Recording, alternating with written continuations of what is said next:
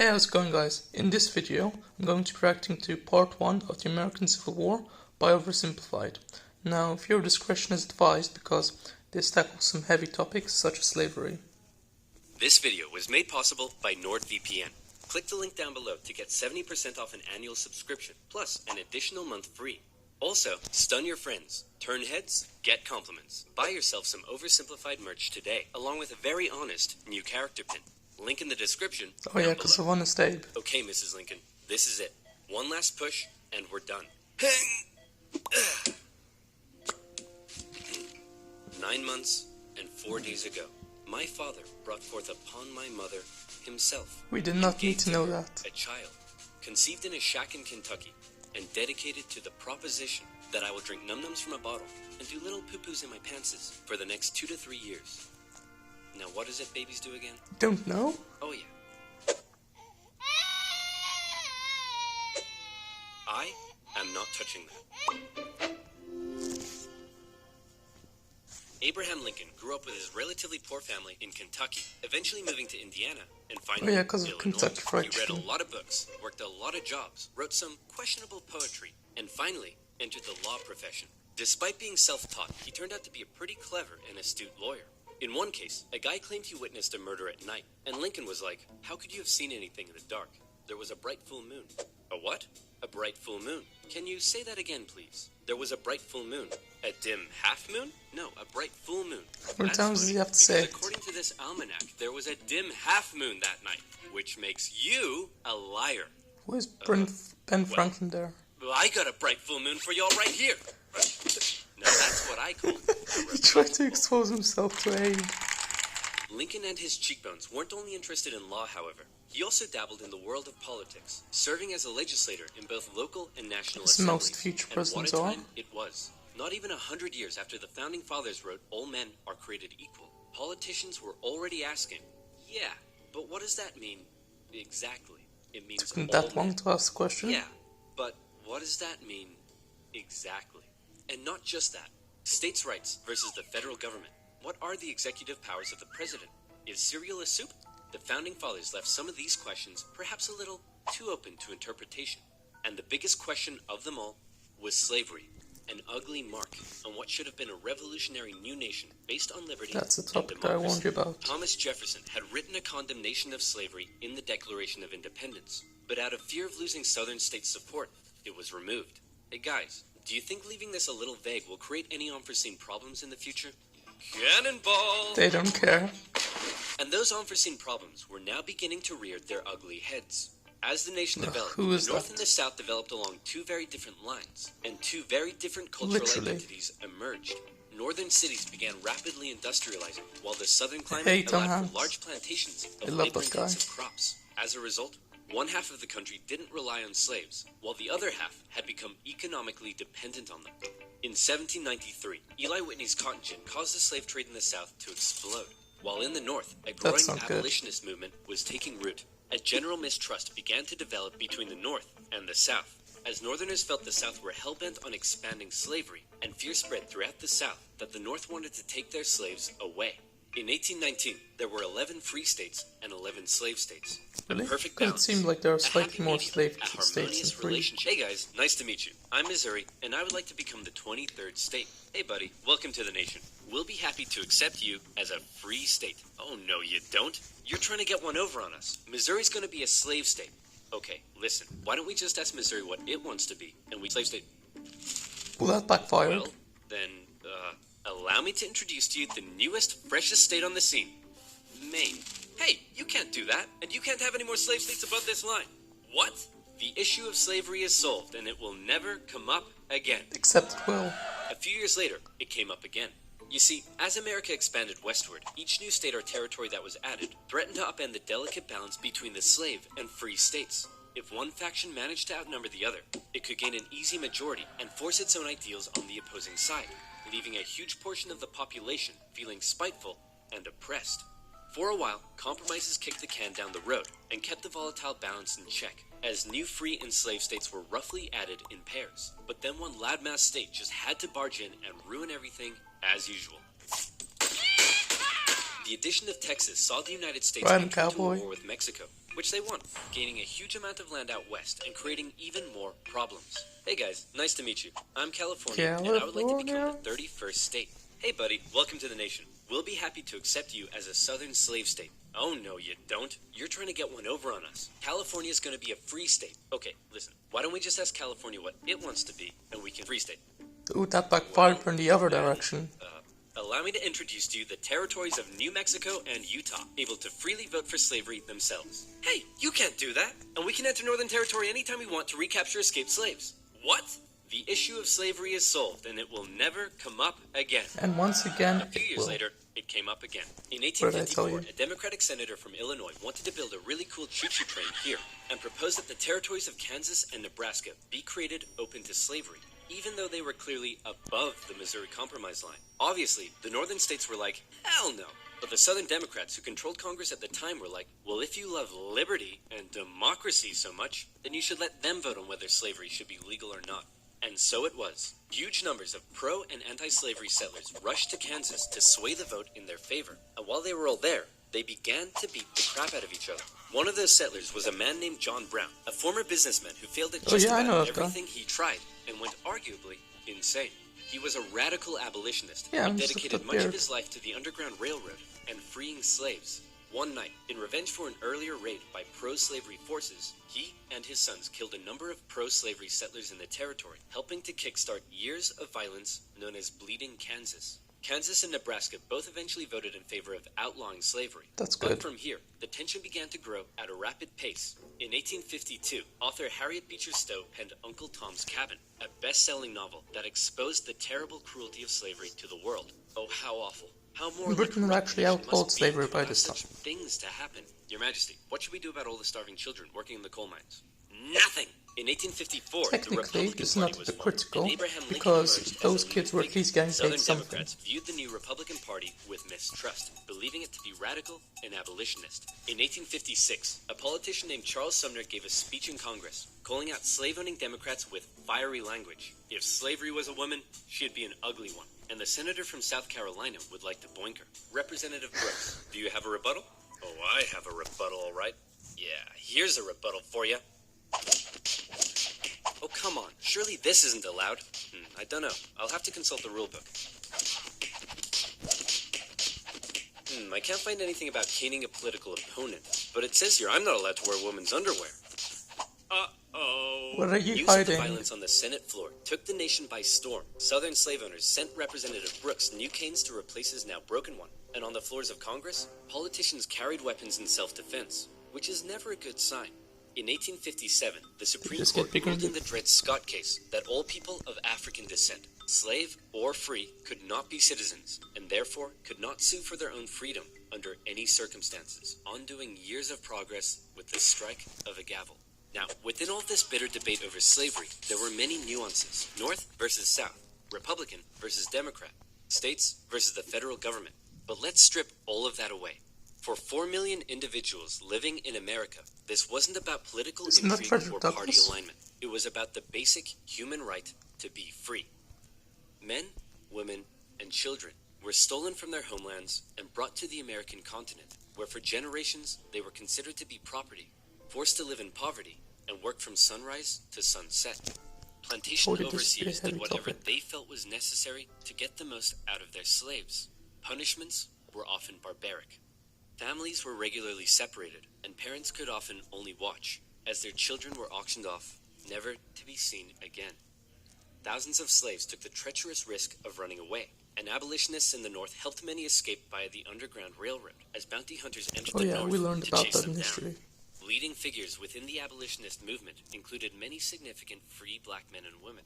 But it's important to note that for many of the anti-slavery white individuals in the North, opposition to slavery was often an economic issue, not a moral one, as many worried large plantations would take their lands and livelihoods away. Abraham Lincoln knew that slavery was a moral evil, and he regularly spoke out against it in powerful speeches that helped him rise through the ranks of the new Republican Party. He lamented at the hypocrisy of a great American nation meant to stand as a shining beacon of freedom, while also enslaving 4 million men, women, and children. It's actually interesting that the Republican Party was considered liberal at the time, when now it's the exact opposite. Slavery in America would end. However, cautious in especially his since opposition. Trump came He to didn't want office. to outlaw it entirely, but simply prevent its expansion, so that given enough time, he believed it would naturally die out. Thankfully, history would force his hand. In October 1859, one abolitionist decided he'd try to single-handedly take down slavery by force. Who would be How would crazy that enough work to for even you? attempt such a thing? It's our good friend, John Brown. He planned to seize arms from an armory in the town of Harper's Ferry, free the slaves there, and continue south, inciting a major slave uprising along the way. A noble cause, a bad plan, and terrible execution. Brown's men took the armory and some hostages, but were quickly surrounded by one Robert E. Lee and his U.S. Marines. Brown was captured, and a couple of months later, he was executed for treason. Northerners sympathized with Brown, but Southerners were like, "You see this? They're coming for us. Soon, there'll be 1,000,000 John Browns." 1,000,000 John Browns? What on earth are you thinking about? A John Brown farm? Yeah, me too. To make matters worse, It's all new farms northern of free them. states meant now the southern states really were outnumbered, and they were beginning to feel bitterly spiteful and oppressed. Further fear began to spread in the South when news broke that a relatively unknown figure had just secured the Republican Party nomination for president. Abraham Lincoln, mostly well-liked among anti-slavery Northerners, had made some of the most powerfully worded speeches against slavery of any politician at the time. And now, there was a chance that he and his cheekbones could become Yeah, president. they are pretty For high. the South, that would be too much. In the 1860 election, Lincoln's name didn't even appear on the ballot in 10 southern states. But much to their horror, when the final results came Isn't in, that, like, Lincoln had illegal? won by an electoral college landslide. Lincoln himself tried to calm their fear. "How many times do I have to tell you, I'm not going to take away your slaves?" "Yeah, right, Honest Abe. We've had enough of you Northerners. We're going to go form our own country." "You can't do that." "Why not?" "Well, if you had won the election, would it be okay for us to leave?" "Of course not." "Well, why not?" "Because that's not how victim mentality works." Many states felt that when they joined the so they're playing Union, the they always victim. withheld the right to leave it whenever they pleased. Many people living in 19th century America often felt more loyalty to their state than to the nation. And now, with Which the is South in feeling direct like it had lost its voice in the nowadays. federal government, they were out of here. South Carolina was the first to go, and over a period of 6 months, one by one, 11 slave states officially seceded from the Union, with just 4 contested border states opting to remain. The seceding states issued a number of official documents justifying their secession. South Carolina proclaimed that it was northern states' hostility to slavery that rendered the federal government illegitimate. Mississippi declared that their position was thoroughly identified with the institution of slavery, and in a speech, the Confederate vice president stated that the new Confederate government rested upon what he called He the great looks truth young and of old at racial the same inequality. time. Revered American generals, such as Robert E. Lee, opted to side with their states over the Union. And with all the chaos, one New York lawyer wrote that rather than a bold eagle, America's national bird should be a debilitated chicken. And hey, I kind of like that. One man, watching the crisis unfold, knew it would be his job to solve it. Lincoln was just about to hop on a train and become the President of the United States of America. "Hey man, you're hella ugly. Grow a beard or something to hide that face." Good idea. Imagine that actually happened. Still ugly. With assassination plots already underway, Lincoln had to travel to Washington, D.C. under heavy disguise and protection. All along the way, he received stacks of threatening letters. "May the hand of the devil strike you down.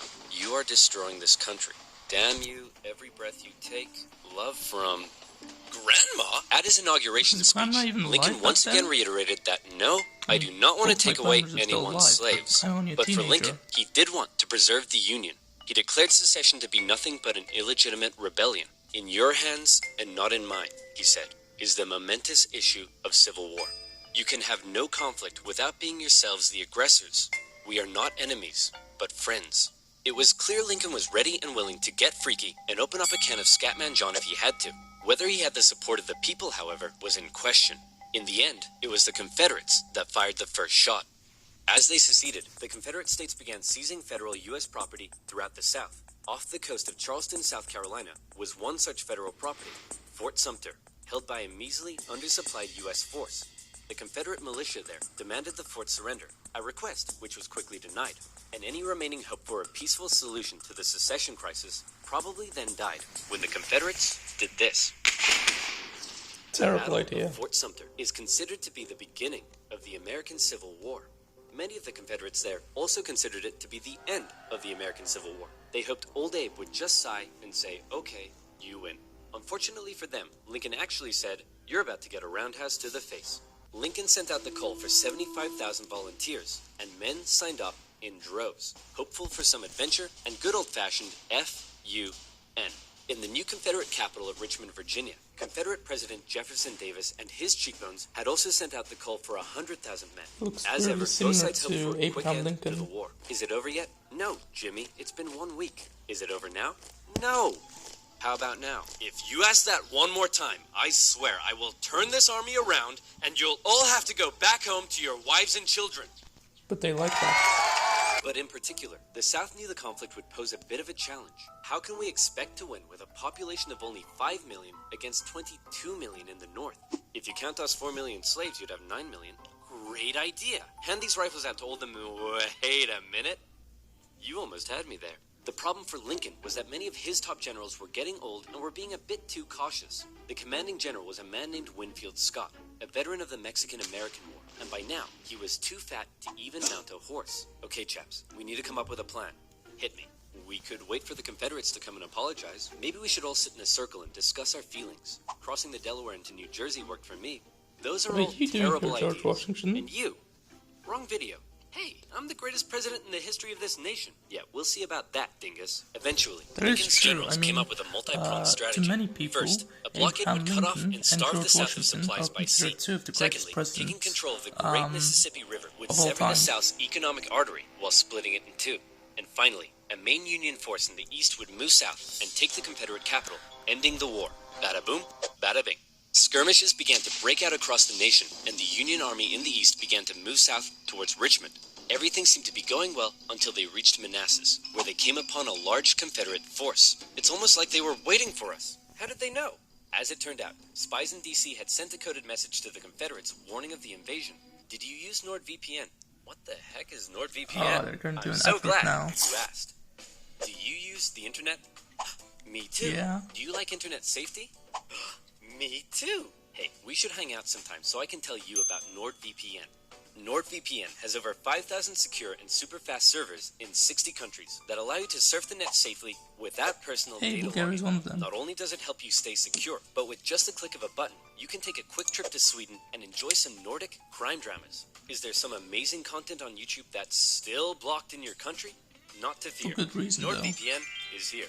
NordVPN gives you access to all of these amazing features, and it has a 30-day money-back China. guarantee. Wow. So click the link in the description below, nordvpn.com/oversimplified, and use promo code oversimplified to get 70% off an annual subscription. That's only $3.49 a month, plus an additional month for free. Again, that's nordvpn.com/oversimplified. And as always, you'll be supporting my channel. So thank you. Now, You're where were welcome. we? Oh yeah, secession, Fat Man, and the Union invasion into Virginia. The two sides encountered each other at Manassas, and both geared up for the first major battle of the Civil War, the First Battle of Bull Run. The Confederates rapidly brought in support via rail, and the two sides were about equal in numbers. However, they were also equally inexperienced. A large number of civilians also rode out by carriage from D.C. to picnic on the nearby hills and watch the excitement unfold. Nobody seemed to quite understand how destructive this war Michael was Bay's going got to nothing be. on this. The Union forces pulled a flanking maneuver to hit the Confederates on their left, and the two sides fired on each other in rows. Farm families living in the area were forced to flee the fighting, including a man named Wilmer McLean. Hurry up, Martha! There's a war out here! The more you tell me to hurry up, the slower I will go! The Union force saw initial success pushing the Confederates back to Henry Hill, but one as of yet fairly unknown General Thomas Jackson had arrived, and he took a defensive position, standing firm like a stone wall, holding the Union army off, and finally sending them running back to Washington, D.C. With heavy casualties, the sobering reality of war hit both sides hard, and the North, having just lost the first major battle, had to face the serious prospect that they may not actually win this war.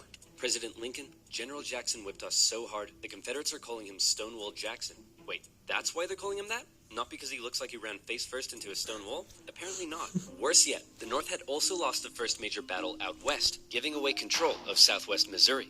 All of this was terrible news for Abraham Lincoln, especially since many of his generals and cabinet already didn't have much respect for him. They felt he was incapable of running a war, because he seemed a bit like your friendly old grandpa. He famously loved a long-winded story and a good pun. I've been so busy, my wife is missing me. But her aim is starting to improve. But deep down, few realized he could also be incredibly shrewd. Oh, Abe, you're so funny. Funny how? It's Funny like giving I'm a major clown? Goodfella Abe, I vibes. was just... No, funny how? Like I'm here to amuse you? During the war, Lincoln committed Okay, acts calm that were down, viewed Joe by some Pesci. as impeachable. His administration suppressed the free media from printing It's actually articles sad sympathetic how towards the South. Ray Liotta Some died. Southern He was so sympathizers were young. even arrested without a trial. Lincoln's criticizers began accusing him of being a tyrant. But to quote the man himself, "Hey, it's war, baby. What are you gonna do?" By the end of 1861, with I things really already doubt looking he bad said for the that. North, abolitionists such as Frederick Douglass couldn't believe that the Union Army weren't enlisting black men. He continued to put pressure on Lincoln to make the war about emancipation. "Mr. President, it's time to make the war about emancipation." I don't want to ruffle any feathers. The feathers are already ruffled. But Lincoln, hanging on to hope for a quick end to the conflict, continued to fight only for the preservation of the Union. It was decided, however, that escaped slaves from the Confederacy could be held as enemy contraband, and many of these men were put to work bolstering the Union's infrastructure and supply lines. Hoping to get things moving, Lincoln made young General George McClellan the new commanding general, and McClellan began to train up his men. He thought a lot of himself, however, and believed he was going to be the nation's great savior. And like many others, he didn't approve of the president's handling of the war. On one occasion, Lincoln went to McClellan's house to meet with him, but McClellan was late returning home. He kept the president waiting, and when he finally got there, he just straight up went to bed. How Now that's what I call disrespectful. disrespectful. McClellan talked the talk, but could he walk the walk? No. Like Lincoln's other generals, McClellan was maddeningly cautious. "Hey man, could you move south and attack the enemy?" "What? Are you crazy? What if they have a big scary army down there?" "They probably do." "What? Oh my gosh!" McClellan worried that he did not have the numbers he needed to fight effectively. "What if they have like 10,000 men?" "Okay, no problem. We'll get you 20,000 men." "Well, what if they have 30,000 men?" "I'll need 40. "Okay, you can have 40. "Well, what if they have 50? "I'll need 60. Lincoln tried. Do you but it think was they're all like in vain. infinite McClellan men? would not make a move for the rest of the year. The North's one saving grace for now was a general out west fighting in Kentucky and Tennessee. General Ulysses S. Grant. Cool, And future collected, president. methodical, and a big fan of whiskey. His chief of staff took it upon himself to keep Grant sober. One officer said that Grant habitually wore an expression as though he were determined to drive his head through a brick wall and was about to do it. And that determination led him to score a number of key victories when others around him were failing. At the Battle of Fort Donelson, Grant was like, "Why does Stonewall Jackson get a cool nickname and I don't? I want a cool nickname." "Sir, the Confederates say they're ready to surrender and want to know your terms." "No terms, just unconditional surrender." "Hey, unconditional surrender Grant. That's a pretty cool nickname, right, guys?" It's a bit Right? of a mouthful. Later in April 1862, the Confederates launched a sudden attack on Grant's army at Shiloh, but the determined, unconditional surrender Grant threw his lines at the rebels and sent them running. The battle resulted in the heaviest casualties in U.S. history so far, and despite his victory, Grant found himself under fire. You have to get Until rid what of time? Grant. World Why? War One? Didn't he World War win? Two? Yes, but he just threw his men at the enemy. Isn't that the point? Also, he's a loony drunk. Well, what does he like to drink? I believe whiskey, sir. Then send him more. Lincoln won. He as doesn't his care if cabinet his did nothing but generals bicker, are drunk. and his generals did nothing. But then, worst of all, personal tragedy struck. Lincoln's young son, Willie, very much loved by the president, died of typhoid fever at the age of 11. Lincoln was a sensitive that's man young. and was heavily affected by the loss. His wife was inconsolable. But one of Lincoln's greatest traits, what made him such a great leader, was in the darkest of times, with composure and determination, he kept moving forward. He knew it was his responsibility to hold himself and his family together, and by doing so, he hoped to hold the nation together. And he had it with McClellan's inaction. Lincoln decided he was going to take He control. couldn't even do a In simple March bottle flip. 1862, Lincoln firmly ordered McClellan to once again move south Even towards my Richmond. video I made McClellan 5 years insisted ago, I instead managed they to do move by at sea least to the 2. Virginia Peninsula and attack Richmond from the southeast. "Yes," said Lincoln.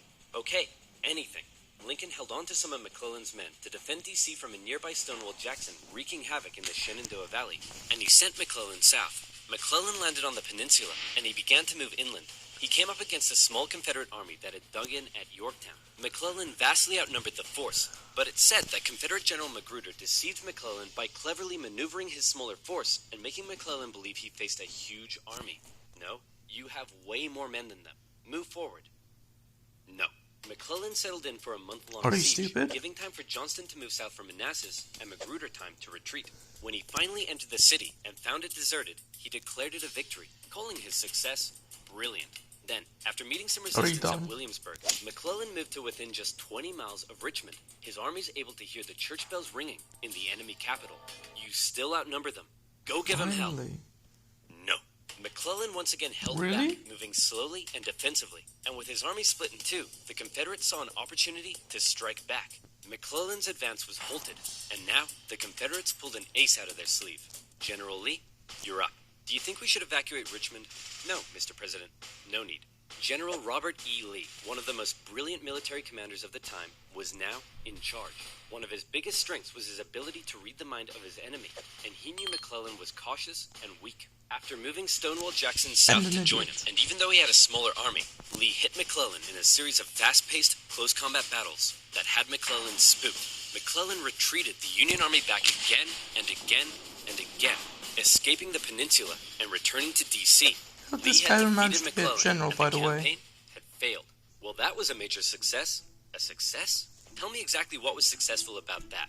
Well, we successfully retreated. You lost. I didn't lose. I merely failed to win.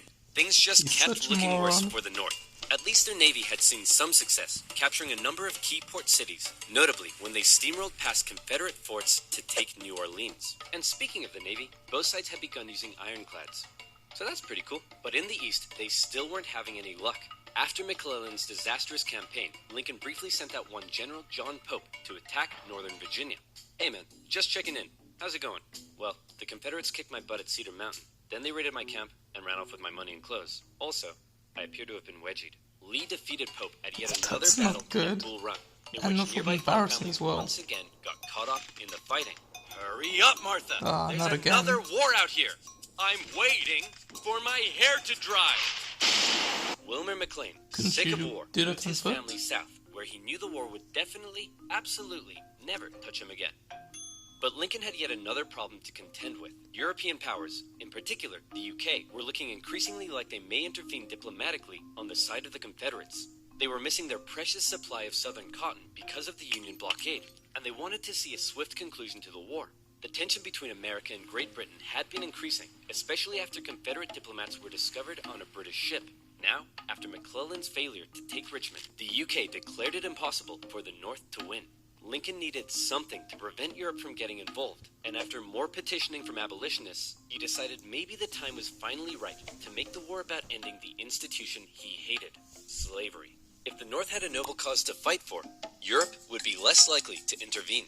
But Lincoln and his cabinet knew before they could declare something as radical as emancipation, they needed a victory, especially now that the Confederates were about to go on the attack. Aware that he had a limited number of men and supplies, Lee now hoped that if he could just threaten Washington, D.C. militarily, he would gain Europe's recognition and crush Northern morale in time for the midterm elections, forcing the North to negotiate.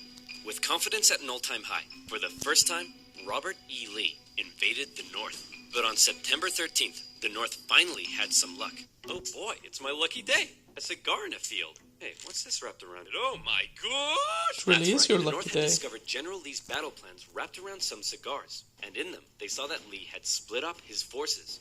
McClellan headed out from D.C., and the two sides met in the Battle of Antietam, a crucial battle that would decide the course of the war. It saw the most vicious fighting to date, and still remains the single bloodiest day in American history. But, for once, the North came out victorious. It's even worse than 9/11. Was forced to retreat. He's on the run. Chase him down and finish him off. No. You know what, old buddy, old pal? You're fired. The North had won their crucial victory. Lincoln breathed a huge sigh of relief, and with that win, he was prepared to take a huge step. On September 22nd, the Emancipation Proclamation was issued. In January, all slaves held in the Confederate States would be, as far as the U.S. government was concerned, officially free.